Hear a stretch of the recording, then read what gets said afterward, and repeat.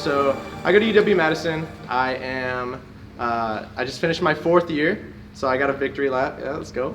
I'm taking a victory lap. I loved organic chemistry so much that I wanted to take it twice. So I've retaken that one, but I passed the second time, so it's all good.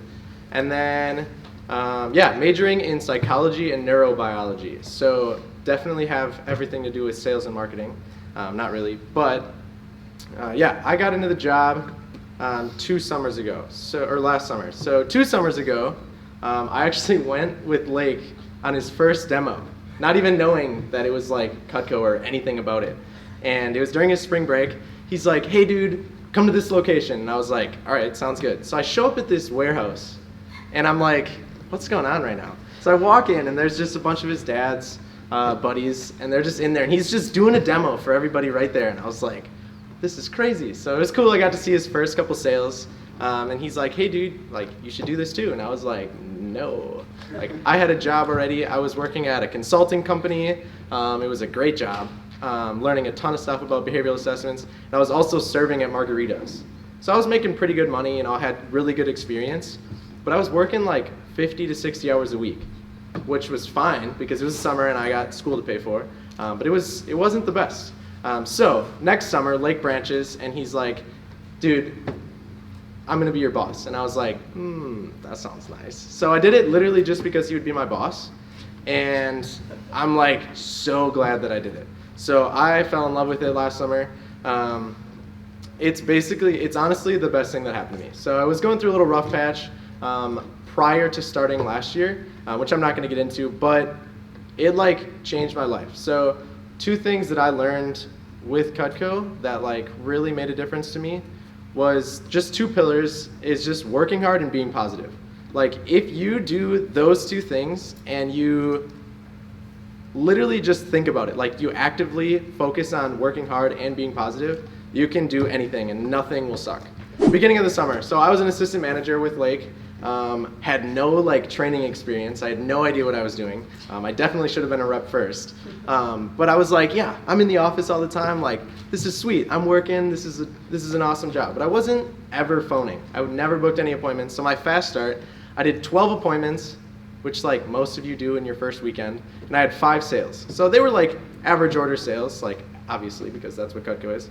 But I did 12 appointments. Like, oh my gosh, if I could go back and change that, I would have changed so much. So I did 12 appointments, But later in the summer, so as the summer went on, right before SE2, which is the next conference, I am so pumped for SE2, so you guys, it's gonna be great. But I was at 8,400-ish, which is nice. I mean, I was assistant manager, it was my full-time job. That's kind of what I should have been at. But I was bummed. I was bummed a lot because I hadn't sold a homemaker yet. So I was like, what am I doing wrong? Why haven't I sold a homemaker yet? I wasn't doing enough appointments, that's for sure. But it was just weird. I was like, why isn't this happening yet? And I think that, so it was July 7th. I remember my first homemaker because it was so cool. July 7th, like nothing changed from before July 7th to after July 7th, besides the fact that I believed that people would buy.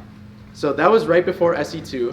And then SE2 started, and that's when everything changed for me. So I actually booked appointments. So I was literally on the phone a lot. I remember one time I was in Lake's kitchen after we were in the office, and I just sat there for like 3 hours. I have no idea what he was doing, but I was just in his kitchen. Oh, he was working on his names list for selling during SE2. And I booked 18 appointments before SE2 even started. So I knew there was a push coming. I didn't do as good in SE1 as I wanted to, maybe like some of you this week. But I had 18 going into the demo, and the way that I really got those 18 appointments is all the demos that I did like before that, I had all those recommendations.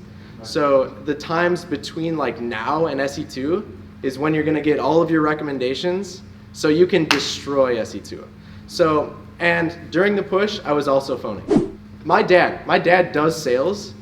Like he's a salesman. He still has to ask if he can do overtime. You can do overtime all you want. There's no limit to what you can do. So basically SE2, why not do it? Why not do it? SE2 was great, but I did face some adversity throughout the summer as well. I mean, more towards the beginning of the summer, because once I did SE2, I had some confidence. But I had some adversity as well. So my very first demo was with a really good friend of mine's parents. Like I've gone to their cabin and stuff like that, but it was like so horrible. I forgot my cutting board. I was freaking out. I was like, Lake, I can't do this. I didn't sell anything. And he's like, obviously, he's like, I've experienced this a bunch of times. He's like, that's okay. Did you get any recos? And he was like super chill about it. So I went to my next appointment and I sold him like a custom galley. Like I literally didn't want to go to my second appointment because the first one was so bad. And I went and it was like an awesome sale. I was like, this is sweet. Vector has been something that's really, really important to me. Basically, what I love about it, so I was a big track and cross-country runner as well, and my coach has always said, what you put in it is what you're going to get out of it. So if you're not training, if you're not, putting in the miles, you're telling coach that he's like, yeah, I definitely ran 5 miles on Sunday even though we didn't have practice. If you're saying, hey, oh yeah, I phoned, like, you can lie to your manager all you want, but you can't lie to yourself. So what you put into it is what you're going to get out of it, which is cool because you can put whatever you want into it. Last, I have some really cool phone tips, or not phone tips, so sales tips. So how many of you know who Grant Cardone is? Yes. So recently, I haven't been listening to any music in the car, just because like they're just the same songs. I've heard them all multiple times. So I've just been listening to YouTube videos, and I've been listening to a lot of Grant Cardone. But there is a video that he said, this is making sales easy. So I was like, okay, I want to make sales easy. That'd be sweet. So the first thing is commitment. So how many of you would say that you're like super committed? And this is like a rhetorical question. This is for you. How many of you say that you're committed to what you're going to do this summer? And like I said, you can lie to me, you can lie to your managers, but you can't lie to yourself. You can't lie to the mirror.